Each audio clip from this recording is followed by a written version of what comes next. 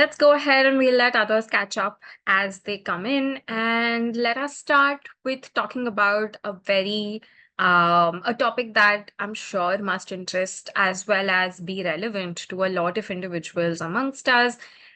Just because it is about empowering women in the workplace, as you can see on the title slide, it definitely does not mean that it's just catered towards women. We are genuinely working towards how this could be a topic that even our male counterparts can genuinely take a lot from, and how maybe they could also be a large part of making this movement of empowering women in the workplace a lot more helpful and contribute their bit to being better allies to them in the workplace, outside of workplace, and just what that could be like. So, with that, that also might give a little gist of what we are going to be talking about today. So, a couple of weeks ago, we celebrated International Women's Day, and I'm sure around that time there may have been a lot of smaller celebrations as well as certain ways in which the people around us, especially for women, may have made some efforts to make them feel special as well as somewhere congratulate them on the idea of what they have been doing for making so much better for the world in general, for every woman who's taking a step towards making her place in the world and contributing her bit to making this space a lot more workable, lovable, and as well as very, very interesting for everyone around us. With that, sometimes those appreciations can be something that just stay closed off to that one day or not be something that gets generalized on a very actionable everyday basis. For that, we'd like to somewhat touch upon the idea of how empowering women. We have someone who's raised their hand. I'll just get to you in a bit. Just give me one moment.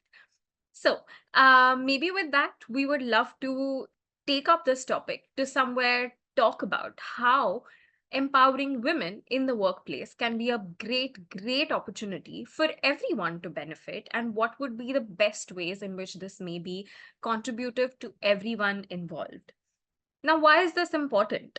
It may be really, really important to note that almost half of our population is that of the female or women as they would identify.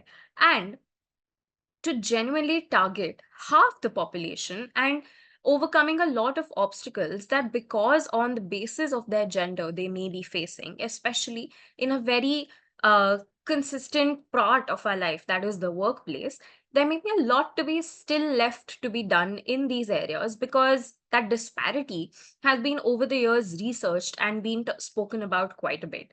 What are these challenges? What can be certain actionable ways in which these could be targeted by the women themselves, and how they can also make it a great workplace for them as well as those around them, and how maybe men could also genuinely contribute to this movement is something that we're going to be talking about, and especially empowering the women we have with us for what could make their own confidence and navigating these challenges a lot easier for them themselves. So, with that, let's go a little ahead into what we're going to be somewhere focusing on. There are a lot of ways in which we have been looking at why, as I spoke, why is this a topic that we even need to talk about? Gabor Mate is a scientific researcher. He's a person who's working in the field of neurobiology, especially works with a lot of trauma that individuals may face. And there have been a lot of aspects that he himself has mentioned and has researched about women in the present world and how a lot of mental health challenges and stress comes up in their lives. As you could see, there's a few very, very specific aspects that he has also mentioned with the idea of how there are challenges that we face that even a lot of times may not be mentioned, from being something that from a large, very, very strong belief that we are not supposed to disappoint someone, from how anger is a belief, is an emotion that we shouldn't be expressing at all, from somewhere the idea that their responsibility towards making everyone happy and making sure what they are feeling is considered is a large thing that women often have always had to keep in mind and constantly are worried about, adding to that space of mental load that we speak so often about. There's also this compulsive concern almost that their emotional needs may not be as important, but those of others need to be paid attention to. A sense of almost duty to be responsible for the way in which they can take sure and take responsibility of the way that the world works rather than letting themselves go with what they want is very, very often seen to be a large part of what takes up this mental load. And how many times have women in the workplace heard, try to be nice? You can be more mature, you can understand things, make peace with this. Isn't that something that often takes up a large part of some of these words, of these sentences that in the workplace, in other areas specifically, but in workplace specifically, may be coming up? What do you think? Have any of us, have any of y'all really heard of any of these beliefs or hold any of these beliefs? And they've been some things that y'all have struggled with at all? Please feel free to raise your hand, put down your answers, and whatever you want to speak about, questions that you might have in the chat or the Q&A section, and we'd be happy to get to them and somewhere contribute your responses to the things that we talk about today into the webinar as well, as we would want to make this as interactive and very, very inclusive in every way that we experience, and the experiences of everyone are shared over here. So, have any of you guys experienced any of these beliefs to be things that y'all have heard, held yourselves, or felt like they were almost um, put onto you, and you're not sure how to deal with some of these beliefs that we may hold? Especially all the women in our participants presently. Do any of these spaces, these sentences ring a bell with you yourself? That, oh, compulsively being concerned about emotional needs of others than their own. Try to be nice and peacemakers. What do you think? That sense of high responsibility that y'all may feel. Yes? Okay. We have few answers agreeing to these being things that, okay, you've also held that belief of what responsibilities always put a lot more. That's so true, especially when it comes to sometimes juggling responsibilities between more than one space. I'm sure that also comes up. How many times have the ideas of expressing anger been something that y'all have felt quite concerned about and hence suppressed some anger that you may be feeling only to make peace or to not let yourself come across or be perceived in a certain way? Even healthy ways of showing anger somehow become things that we need to suppress. Any of the such experiences?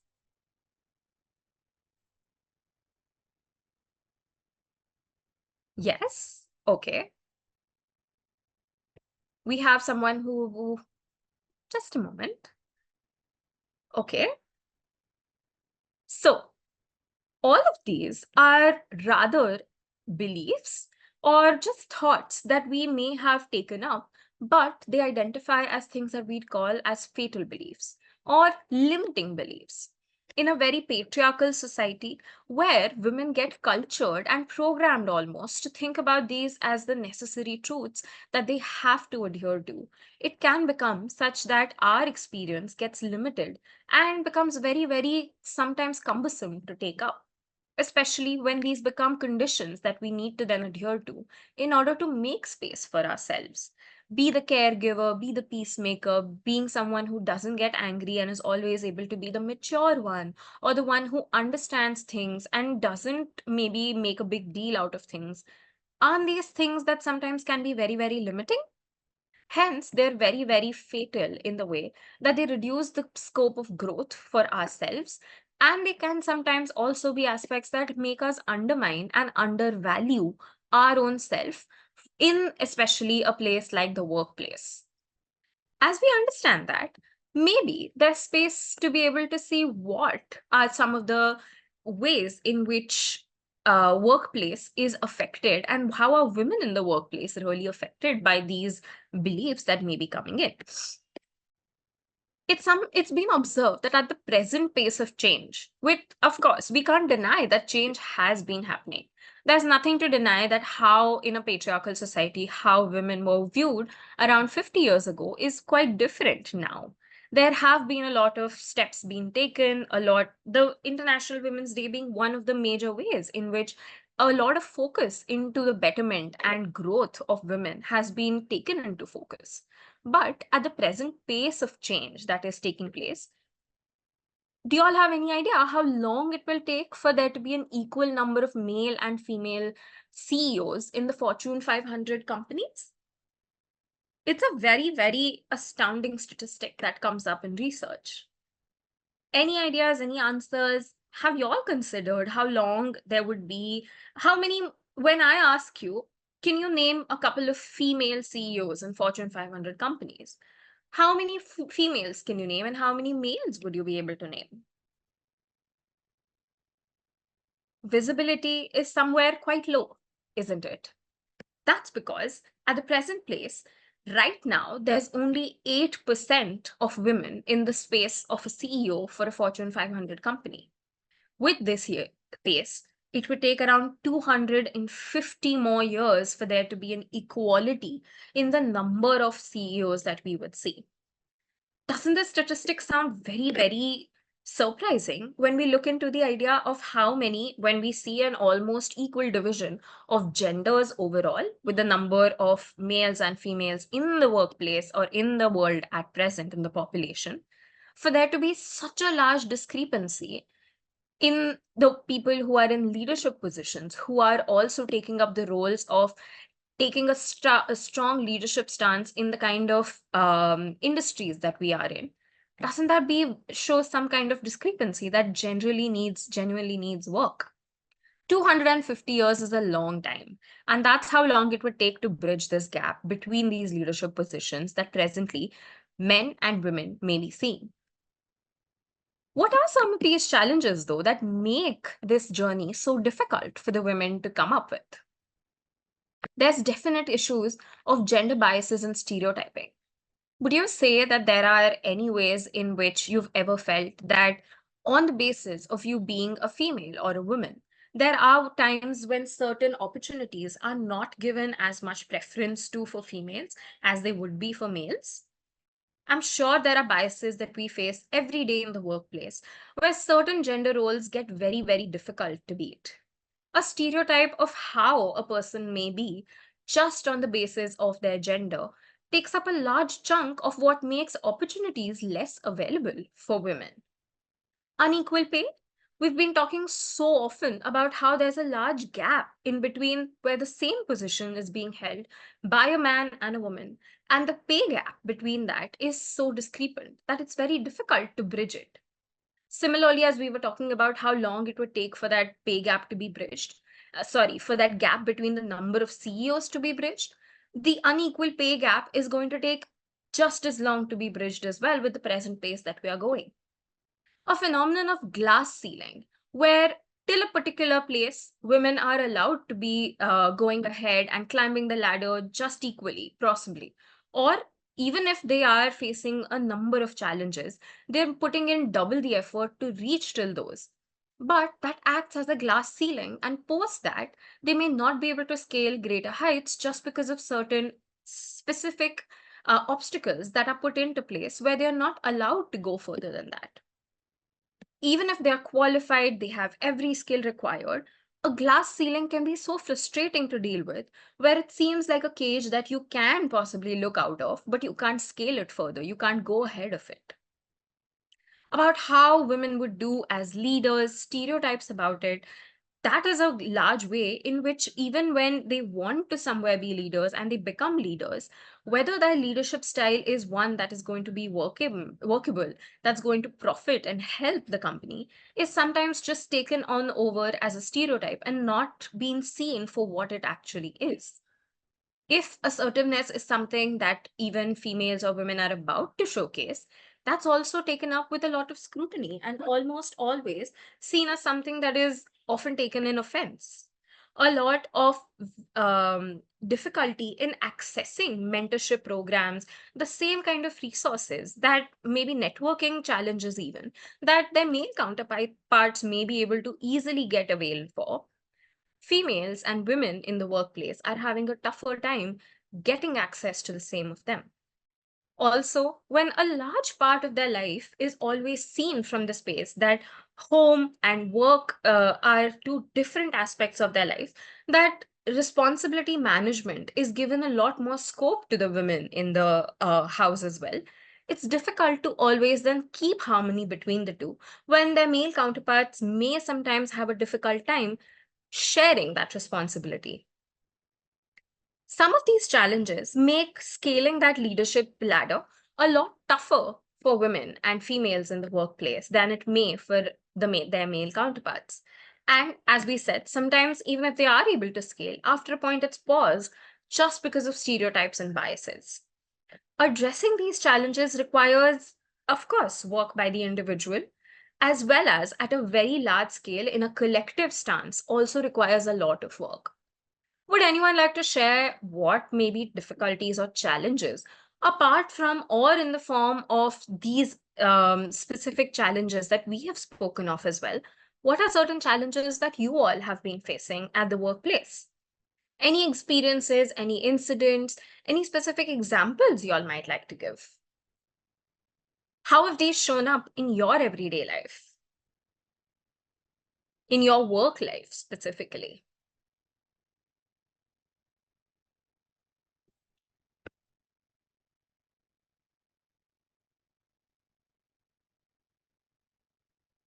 Yes, please feel free to unmute yourself and speak. Deepa, or you may also. Yes, please. Yeah.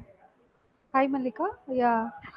See, actually, what I have faced personally is I have worked in a big, it's a very big organization I work, but unfortunately, I came from a break basically.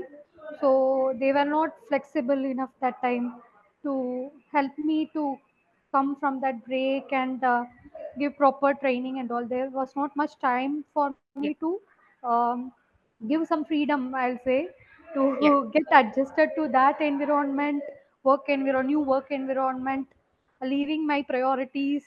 So that was the toughest thing I faced, which I, absolutely. yeah. So basically, what I feel was whenever a woman employee is coming after a break, like Yeah. maybe around 4 5 years, they should be given the proper training, and they should be given some sort of time to get adjusted to the new work environment, Mhm. rather than rushing up that they should be up to the speed. Mhm. That is bit difficult because they have been in a gap for almost like 4 5 years. So I hear you. I can yeah, so understand that space of taking a break and then consistently having less time to adjust to coming back to work post break, as well as the lack of maybe training programs, upskilling workshops that could help with that, bridging that gap, is something that could be a large challenge when you are in the workplace and trying to manage both. Thank you so much for sharing, Deepa. yeah. I'm Thank sure you. your experience resonates with a lot of people, and it takes a lot of courage to share. Thank you so But much. IntelliSwift is having a good work-life balance when compared Yeah, to my previous organization, and I really enjoy working here. Yeah, I'm so glad. I'm so glad that that has been something that has happened and that you've been able to find a workplace that has really been helping with that. Thank you. thank you. Thank you. We also have an answer about how their work somewhere involves a lot of travel. So in the management spec sector, there are so many men, but very less women, as women cannot travel across. So there are less women in program management.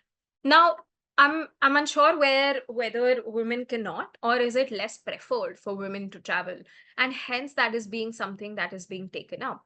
But I can understand that may be something that truly can be a large way in which that discrepancy can make a large difference to the people.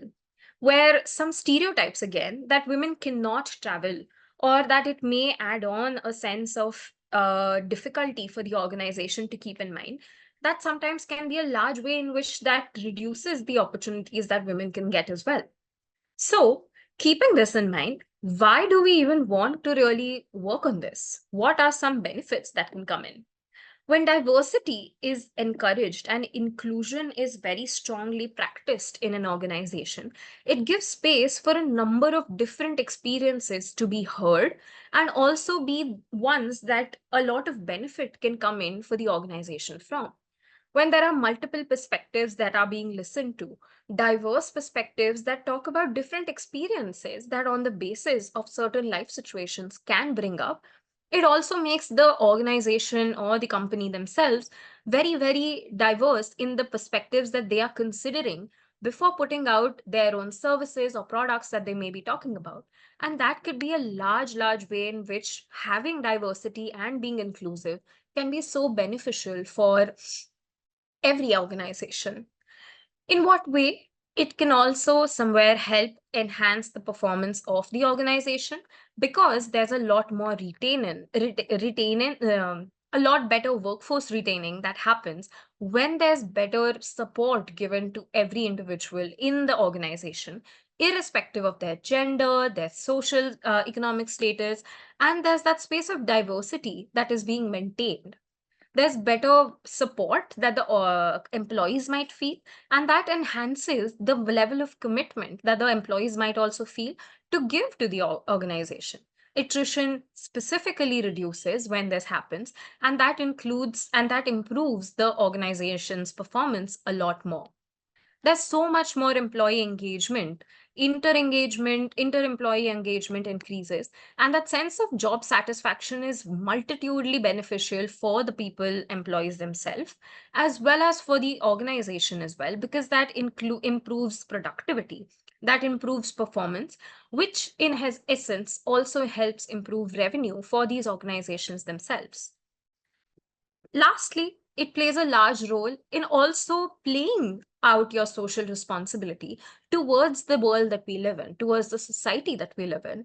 And no more benefit than that can be something that can be very, very satisfying to also play a part in a large movement that also helps societal responsibility be fulfilled to the best degree through giving more. Through taking better steps towards making your organization a lot better as a workplace for men and women to be together in. So, what is assertiveness? As we spoke about, somewhere this work can be done on an individual as well as a collective level.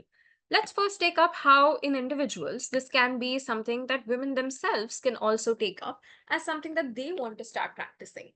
Now, what is assertiveness? What is the stance where assertiveness comes in? Now, if you look at a spectrum of responses, right, from A to being very, very compliant, to B being very, very aggressive in your approach to someone not agreeing with someone, right in the middle is where assertiveness lies. It's not being extremely compliant to everything that you may not be okay with, nor is it being aggressive without considering the other person's position. It's somewhere in between where you are considering your needs as well as the other person's needs with equal concern, and then taking on a stance of what works best for you, as well as not ignoring what may be required by the other person. So, it's this ability to be able to express your needs, thoughts, and feelings with open and respectful consideration for others while also preserving their rights and what they may require. It's not to just be rude to them or to somewhere dissemble them. It is to somewhere consider them and your own self equally when you are giving a response and trying to take up something that you may be required to. It empowers us to somewhere be able to break out through some stereotypes as well as somewhere be able to let our contributions be heard as well. Because often, somewhere when we come on this end of the spectrum, where being quite compliant is very deeply ingrained because of those fatal beliefs that we initially spoke of, it can make our own contributions be undermined and not be seen with the same amount of equal respect given to them. This is something that we really need to talk about. So, how do we cultivate this space of awareness? First, let's start with talking about what are rights that you hold. It's absolutely your right to say no without feeling guilty for something that is not possible for you. It's absolutely your right to be treated with utmost respect and not be treated in any way that removes that space of respect from your sense of being. You are worthy and deserving of every kind of respect that is there. You do have the right to make your needs be as important as those of others, and there's no rule that speaks of why others' needs need to be given more consideration than your own. It's your right to want to pay attention to your needs and be making them as important as others. It's also your right to accept that of making mistakes and failures. We are human beings. We are not always perfect, and that's okay. So is not everyone else. But somewhere, this belief of needing to be always perfect can in itself play such a large part in taking up new tasks be difficult. We might worry how we might be treated if we make mistakes or a failure comes up, and that itself can also make taking up tasks or taking opportunities up very difficult. But you have the right to be accepting of your mistakes and failures and yet go ahead and try to keep working on them without letting them be things that you may not want to look at or may not want to pay attention to. And lastly, you have a right to not meet others' unreasonable expectations. They're expectations that they hold, and it's not your duty or responsibility to be able to uphold those when you have not really put them up. Those are expectations that people might hold about us, and you have the right to not meet them when it's not really reasonable for you to be paying attention to them. So, you have absolute right to not meet unreasonable expectations that people might have of you. How can you then work and address or actionably take on or practice these rights? First, it's really important to somewhere work on your own communication. Clear communication can help put your stance forward with assertiveness without hurting the feelings of the other person. Now, what might clear communication look like? Ensuring that your messages are assertive and not confrontational. This is something that we're going to in right ahead as well talk about how this can be balanced, because sometimes striking this balance in itself can sometimes become a challenge that we face, making us a little more hesitant in taking on these confrontational spaces or these conflict situations from being addressed, rather leading to then not addressing them and letting them be things that we pass through. How can we do this? Taking on something that we call as taking I statements to express your needs, your thoughts, your feelings. For example, um, let's say there is a situation in which I am being asked to take on a certain, let's say, a friend of mine comes up to me and asks me about how there is a certain assignment that she needs a lot of work in. A colleague is coming up and probably asking for some help, whereas you yourself have a lot on your plate, and that's being difficult for you to also help her while your work is still pending. Often, if this comes up and the message goes across that you are burdening me with a lot of your work and I can't take that up. This, as you saw in the beginning when we said you are burdening me with your work, this is what we aim to change. Here, if we can use the word that I feel quite overwhelmed with the amount of work that I have, and hence I won't be able to help you out. This could be a lot better as an assertive stance to take up, yet not inviting confrontation from those that we are trying to talk to. That's the way in which I statements, letting your feelings and thoughts be the ones that we put forward instead of putting a you, which makes it a much more blaming statement to come through. So always try to express with the words more I's forward as as opposed to you forward statements. So another way that we could be much clearer in our communication is to practice what we call as active listening. Now, what is active listening? Every day at the workplace, we might take into the idea of how we're hearing so many things from our colleagues, from our superiors, from our managers. However, sometimes we might find ourselves listening only to be giving a response. Like, what is the next best response that I pick up certain words from what they're saying and try to draft my response before they can end their piece of saying as well? This is where it doesn't become active listening. Active listening is that practice where I'm giving my full attention and open minded space and focus to the other person to give me or to talk to me and listen, absorb what they are trying to say. Instead of completely always going with the idea of trying to draft my response before I even listen to them fully, that's where it doesn't remain active anymore. So, listening with full focus, as well as a complete openness to somewhere take in what they are trying to say and understand what they are trying to say without adding our assumptions to it, is something that active listening can very well be helpful for. That's something that can also help then our communication be a lot more productive and effective rather than going from the space of assumptions, which can make it a lot more difficult for the true communication to be expressed and for it to be helpful for anyone. Lastly, having a confident body language is something that can really, really help with that space of assertiveness while also communicating how you value your own self and are sure of your abilities as well as your weaknesses. It doesn't mean that when we're talking about a confident body language, we're talking about an air of not having any mistakes or weaknesses that you may be having. But despite having some, we can value and know our own strengths, and that is what a confident body language is trying to communicate. So, how do we set a boundary? And how do we somewhere utilize that I language that we spoke about? Firstly, before even going to say something, it's important that we ground ourselves. So, you remember how when I spoke of active listening, I spoke about how sometimes we might find ourselves zooming ahead into what this person's going to say, assuming a lot of things, and somewhere drafting our response right in our mind. That's somewhere where we find ourselves going to the future without being present in this moment at all. We've anticipated what they are going to say and hence drafted a way in which we want to somewhere respond to it without being present. So, grounding is this one technique which can really help for you to be present in the present moment, to take that time to somewhere bring yourself to the safety that this is where I am right now, calming your body down to also not feel as stressed or anxious when you are trying to have such a difficult conversation, and then be able to give that space to the other person to have that conversation as well. How do we ground ourselves?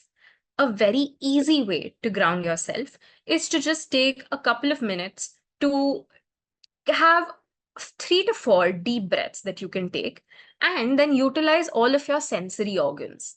Now, we have 5 sensory organs: our eyes, our skin, our nose, ears, and tongue, right? So, essentially, we can use either of these senses or all of them combined to somewhere bring us to a state of calm that this around me is what is happening and this is my present moment. I take this time to somewhere just observe any 5 things around me that I can see and note them down, observe them out loud to myself. Then, any 4 things that I can feel. Then go on to somewhere talk about 3 things or note 3 things that you can hear, any 2 things that you can smell, and 1 thing that you can taste. This is a grounding technique called as 5, 4, 3, 2, 1. Now, this one is one way in which you can do it. Or you can also utilize any one of your senses as well, such as taking some time to just put some cold water on your wrists or on your hands. That stark temperature difference is utilizing our sense of touch to somewhere bring ourselves back to the present moment and bring your body down to a calmer space. So, a few deep breaths, and then using your senses to bring in more of what is happening in your present moment to your awareness. That's the first step towards grounding yourself and bringing your body to a more calmer state. And then we can go about having a conversation to set a boundary. When we are in a more calmer and more grounded space, it makes it a lot more easier for us to be able to fully focus and choose the best words that we want to use when talking about something. So please don't ignore this first step. So, how do I use this I statement? Yeah. When we take on this I statement approach, it focuses on your or the person who's setting the boundaries feelings without letting there be a lot of defensiveness that may come up when we use a you focused language. As I gave you the example, you are burdening me or you are overwhelming me. These may be things that the other person may immediately feel a lot more offended by. they feel a lot more attacked by, bringing up their defensiveness also, making it tough to then keep communicating with them. So, when trying to set a boundary, always go with an I statement approach. So, it could look like, I feel XYZ is making it difficult for me to take this up. Can we somewhere focus on an alternative solution, which could look like XYZ for the same problem? Or I need XYZ to be something that is really given as a better workplace environment for me. I need this to somewhere work better for me. These are ways, for example, let's say there's some difficulty in the work timings. It could be possible that we can talk about this from a more assertive stance, that I need my work timings to be from 9 to 6 and I need to stop at that time because it is making maintaining my work life balance quite difficult. It's important for me to balance these two important commitments that I have to the best, and this is something that would make my everyday life much more easier, making me a lot happier and satisfied with my work. Can that be something that we can work towards? This is a way in which somewhere where putting forth your needs and thoughts and feelings can come in. It makes it about you and not about the other person feeling blamed. And hence, using this I statement approach can be very, very helpful. As you may have seen in these few examples that I gave, I also somewhere provided a positive alternative or a way in which this situation could be often tackled with, if not the way that was previously suggested by them. So, negotiating a little bit onto what could be the possible best solution is a better way to somewhere have that be communicated. So, thinking about what positive alternatives could come up with can really strengthen your own stance when taking this up as well. Lastly, it could also be really, really important to let this conversation be something that's short and simple. Remember those rights that we spoke about. You don't always have to give a long justification or an explanation for why something is needed for you. Just because it's okay to give an explanation. Of course, there's no wrong in wanting to explain why something is important to you. But in the stance of somewhere feeling like we shouldn't be asking for this, we may tend to give very long stretch justifications that we feel are required, and that may not always be helpful. It's genuinely not something that you need to provide. So let it be short and simple. Explain as much as just is required to make the importance of this need expressed to be made sure that they are understanding. And that's it. Letting it be short and letting it be something that they can also grasp in the time given to them is very, very helpful. So, that being said, sometimes it can become difficult to practice this when we may struggle with feeling that this is something that I even should do for myself. And where does this come from? Often from a space of somewhere our self-esteem feeling low. How do we then first work on our self-esteem as well? Now, if you may realize, every day we talk to a number of people around us, right? But someone that we talk to the most all the time throughout the day is our own self. This is through a constant self talk that keeps happening in our mind in the form of thoughts, most often. Now, there are two types of specific thoughts that may be coming in for any instance that we take up. One is some way in which is a lot more performance enhancing, and one which may be very, very inhibiting to that same sense of performance. Now, our thoughts also attach meaning to the kind of situation that we are put in. For example, let's take the example of you somewhere trying to probably talk to someone close to you, and they are at that time um, typing on their phone. Yeah. Let's say you're talking to a colleague or a friend specifically about something that's very, very important to you. You're sharing something that's really heavy and quite affecting you.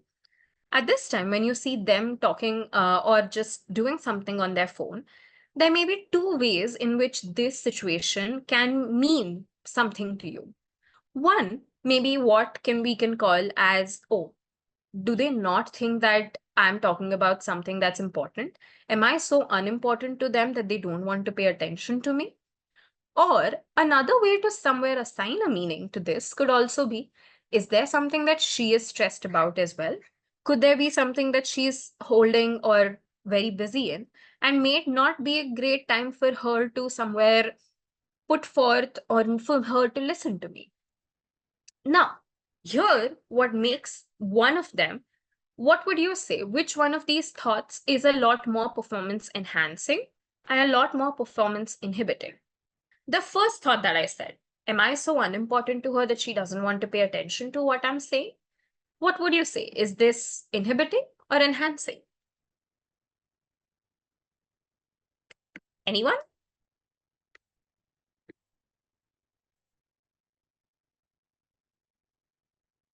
Okay. So, this is performance inhibiting in the way that we've made a conclusion about how the other person feels about us, that to a negative conclusion right off the bat, with an assumption in brain that in mind that we are not important, that I am not important. This can often be something that shows even more inhibition to our own sense of self. Rather, when we are able to see that this may not be about me, but just something, could it be it's coming from a space of curiosity? That could there be something that she is tensed about and hence quite busy on her phone about as well? Is this not a great time to talk about something that's important to me? This helps not keep you at the center of it and not doubt your own sense of importance, making it a lot more performance enhancing as a situation and thought to hold in such situations. So, take some time and find out in such situations, does this tend to happen with you? Especially in situations where there's a lot at stake. Do these self critical thoughts, judgmental thoughts, assumptions about yourself come into place? Oh, I'm not good enough to get that appraisal. I'm just lazy or stupid. Nobody likes me. I'm a failure. Sometimes these thoughts in our own self criticism often can be those large places which help bring our own sense of self esteem lower and lower as well. It's not always actions that others might do which affect our self esteem, but also how it translates to our own self talk. So, this reflection can be very, very helpful. That can I start my own self talk to be a little bit more compassionate? So, how do we try that? Try talking to yourself as you would talk to a friend. Often, when a friend would make a mistake, we may be a lot more forgiving and a lot more understanding of what may have caused that mistake to happen and giving them a space to maybe take another chances at it as well. But for yourself, that may not be true. For example, how Ria talks to herself is, I'm a failure. How could I have let myself and my manager down by submitting incomplete work? I should have managed my time better. I'm a complete failure. Now, when this is how Ria talks to herself, in the same situation, if she were to talk to a friend who may have given or submitted incomplete work, maybe she would have had a different approach. How would that approach have looked like if she was to translate that same thing into targeting the same situation for herself? It might sound a little bit like this. Hey, it's okay. You had a lot of things to do at the same time. You did try to give your best, but sometimes you need to give yourself a little benefit of doubt. It's okay. You did make a mistake, but it's okay to make mistakes sometimes. Next time, you can start planning earlier to avoid a situation like this. What you can see from this is that we're not acknowledging a mistake that has happened. It's definitely being taken as an acknowledgement. Accountability for the mistake is being taken. Rather, there's also scope for how it can be avoided in the future. But the space of where we're tagging ourselves as a failure, as someone who has let someone down, and all of these large judgments of generalization that happen are not taking place. This is a more compassionate way of trying to talk to yourself in a more specific, acknowledging things that are not best about you, but at the same time keeping their room to keep working on them is a best way to be able to hold yourself in a more compassionate space show yourself better value, in essence, increasing your own sense of self esteem as well. This helps create a safe space for you to learn in the same area. It can be really important to somewhere reframe some failures as things that we learn from instead of ways that make us judge ourselves as people that don't have, are not good enough, are failures. Somewhere looking at these large generalizations can be tough, and that's not helpful. Rather, reframing them as experiences that you want to learn from makes it a lot more secure for us to keep working and taking on new opportunities, which are challenging, of course. Appreciating self in others also becomes easier when we are looking at ourselves from a more secure space. And lastly, it could be helpful to practice affirmations for your own self as well. Increasing that self worth, showing yourself some amount of value by consistently also pointing out your own strengths while acknowledging certain weaknesses is very, very important to create this sense of security for yourself. Now, we can all work on ourselves, but if the community around us, if society around us, and the workplace around us specifically is not as conducive for our growth, it's always going to be very, very difficult to see any kind of change. So, how do we somewhere make this be possible? What is an ally? Who is an ally? As I was saying, we do have a lot of men in our participants as well. How can they act as allies and active allies as opposed to just passive spectators to something that is not right, even in their opinion, is something that we're going to talk about. So, active allyship roots in the space of empathy, which means putting yourself in the shoes of someone, even though you may not be experiencing the same thing. Sometimes we have a difficult time relating to certain experiences when we have not faced them ourselves. Hence, having empathy and wanting to take active steps to create a better supportive space is something that allyship look towards. Passive support, when let's say a female friend or a female colleague is ranting about how they are facing biases and just listening to them and then not doing anything about it, is passive support. But active allyship could look like having a commitment to work towards also taking some steps from their end to make this space a lot more supportive for them. So, who is an ally? It could be someone who is also vocal and expresses their support to the ones on whom are not feeling or not being given the same kind of support that one part of the workplace may be facing. So, being expressive about, let's say, these unjust practices that you may be seeing and vocalizing them and not just staying mum about them is really important. Promoting women's ideas in the workplace setting, giving them space to also express their views, their opinions. Their contributions are not taken away from them, but rather ensuring that they are recognized as well, is an important part of someone being an ally. Also, okay, so let's do a small activity over here. Out of these 5 statements, could someone take a chance and tell me? I did speak about how the first two are ways in which you could be an ally. Could someone just list down the pointers which are true allyship and which don't seem to be true ways in which an ally could work? Just maybe you can tell me 1, 2, 5, 1, 2, 3, 1, 2, 4. Can you all tell me which one are ways in which someone is an ally?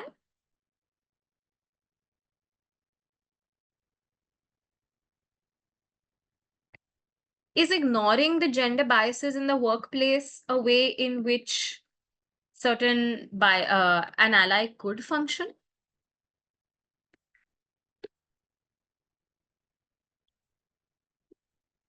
Being vocal and overtly expressive is. Promoting ideas that women may be giving is definitely a way to be an ally. But ignoring the existence of gender biases is not. Rather, emphasizing the importance of work life balance and flexibility, as we just heard that can be a large challenge as well for everyone, is also a great way in which an ally could show up for the same movement. Lastly, expressing surprise or just giving praise when a woman showcases expertise in a traditionally male dominated field is not a great way to be an ally. That sense of surprise or praise only given when there's so much more given from a female can be very, very unhelpful and rather almost sound a little bit difficult for even the women to feel okay about. That sense of surprise can almost feel a little rude, right? So, letting it be something that is genuinely praised at all times and not just as with a sense of surprise is really, really helpful for being an ally and hence can be something that all of us can practice more so. Now, here are certain best practices that could make a workplace a lot more inclusive and a lot more conducive for the growth of both the genders. But let's take some examples to see how each of these could come up. So, as we just heard, from an experience that someone has gone through as well, that targeted skill development programs can be very, very important to increase the growth in a workplace, right? And especially after a break, that can be very, very important. So, having targeted skill development workshops and diverse leadership development focused workshops, or even programs that can help with this training in these environments, is so important. A great example of this is a movement taken up by IBM. Now, it's been seen that IBM, being a multinational tech company, has provided specific training programs that address gender disparities in tech being a very male dominated industry, where these skill programs and leadership development programs have helped there be a lot better balance in the kind of individuals that we see in their company. There's been so many case studies which have shown that this specific program that they have started to have these spaces trainings in place have made the workplace so much more diverse and better for the workplace employees over there as well. So what could be some ways in which these inclusive policies could come in? Promoting equal opportunities, a lot more flexibility in arrangements to accommodate for a lot of needs that would come up, given there being different lifestyles that we may be coming in. Now, flexibility doesn't have to mean leniency, but flexibility to have some specific goals in mind and to let there be more flexibility in other aspects that don't necessarily need to be very, very strict and cumbersome is something that can really help. As we might know, certain lifestyle needs could, and just balancing needs, could be very difficult to keep up with a maybe very, very strict sense of rule that has to be followed. Rather, if there can be a work arrangements that can be much more flexible to let the goals be met equally, but there being a lot more accommodation in the everyday aspect of it can be very, very helpful. And lastly, having a more vocal, expressive, clear organizational stance about how they see these genders and what their stance on it is, rather than having only a very underlying aspect of it, not letting it be vocal. A more formal policy, rather, being there can make it a lot more better for the employees working, especially when there's gender discrimination based and harassment oriented um difficulties that the employees may be facing. Having a very clear and strict stance that is put into expression for everyone and action as well when the time comes is very, very important to make sure that these policies are best for the workplace. It's also very important to have mentorship programs in place that are not only specific to one gender. Often we may see that even in networking communities, mentorship programs can become quite gender biased in the way that there may be a lot more scope for maybe the male dominated fields to have only mentorship programs for catering in a lot of ways, in a way that helps them be feasible for only their male counterparts. Here, having equal opportunity for entering such mentorship programs by males and females for everyone to be able to avail them and become better leaders themselves is very, very helpful. Focusing on all areas, not just specifics that are required for leadership, but skill development, career planning, as well as navigating organizational dynamics, because we need to understand that not all of this can be equally understood or learned right off the bat. So, managing programs, having them in space, which can help everyone take advantage of them and upskill themselves, as well as enhance the organization, is very, very important. As I mentioned, networking opportunities to be equal is so important because that makes your visibility be a lot more. And that's something that can be very well facilitated by the organizations themselves. Visibility, as well as giving equal recognition to all the employees, irrespective of their gender, is extremely pertinent to making workplace a lot more conducive for the females as well. Succession planning is something that when we look at leadership roles, maybe there's a difficulty when this hasn't been taken up in their previous workplace and duties. So, having training programs for succession planning is also something that's really, really helpful. When in conversation with your superiors, it's so important to take this up as something that even by the female employees, by the women employees, can be very, very helpful for themselves to learn. As we're talking about development and everyday workshops that can be helpful in their skill development and other soft skills that require better, and constant bettering. That's something that in a space of taking up leadership roles can be very, very important as well. And giving equal opportunity for visibility and recognition in itself is so is so important. So, with that, here are some takeaways that I have about this webinar for all of you. Women do face challenges in the workspace, irrespective of how many challenges we've already overcome. There still are stereotypes, implicit biases that come in, and a lot of systemic barriers like the glass ceiling that regularly take place in the workplace.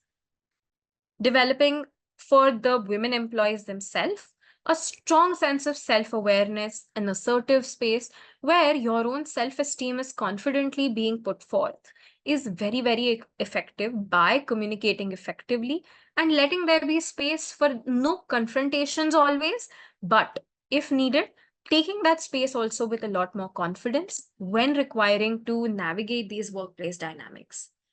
Recognizing your own rights, being strong in practicing boundaries, and enhancing your own professional stance as well is important for work life balance as well as for your own sense of self as well.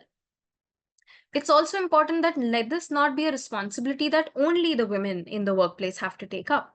It's equally important for the organization to support this through having mentorship, skill development programs, as well as a lot of policies that can make the workplace a lot more conducive for such equal growth possible.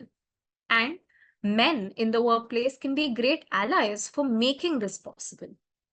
Engaging in collaborative dialogues, allowing for opinions from diverse experiences to be heard, and there being equal opportunity for visibility is the best way for empowering women in the workplace. Thank you, everyone, for listening so patiently and sharing so openly with me. Are there any questions that you all have? I'd be happy to answer any questions that we may have about specific challenges that you all have faced or any ways of navigating that you all might want to ask about. Please feel free to let these questions be in the chat box, and I'll just wait for a couple of minutes till any questions come up. How to self-motivate every day. A great way to somewhere do this is one thing that can really help with this is to somewhere maintain a small diary in which every day as you wake up, a great way to somewhere motivate yourself can be to just answer probably two questions that you can start off with in the day. One of those questions can be, what am I looking forward to in the day? I need two things that I'm looking forward to in the day. And the second question may be, what am I hoping to learn today? One thing that I may be able to learn today. Now, what this does is essentially when we're talking about two things that we're looking forward to and one thing that we are going to learn today or try to learn today, essentially it gives us a sense of purpose and it also gives something that we're looking forward to from more than just a achievement oriented view. We're also finding some fun, some joy in it. And these don't, when we're talking about looking forward to, it doesn't have to be something monumental or big. It could also be something as small as, oh, I'm looking forward to wearing this particular top today, or I'm looking forward to talking to this colleague today. I'm probably looking forward to what I'm going to have for lunch today. It can be very, very small things. And yet, it could be something that when we mention these right off the bat, when we get up, take the first 10 minutes as you wake up to just mention or answer these two questions for yourself. It could be a great exercise to motivate yourself every day. And as we set the tone then for the day to come, it helps keep that motivation and that sense of almost purpose and joy throughout the day consistent. I hope that answers your question. Any other questions? Okay. Thank you so much, everyone, for being such a great audience, for sharing, and for being here while we talk about a topic that is so important in our world today, where we're trying every level best to try and bridge this gender disparity to the maximum. And today we spoke about how this could be something that can really show up in the workplace specifically. I hope we're all able to be our best assertive, confident selves and be the best allies to bridge this gap to the maximum as well. Thank you. And I hope we can see you in future webinars as well. Thank you.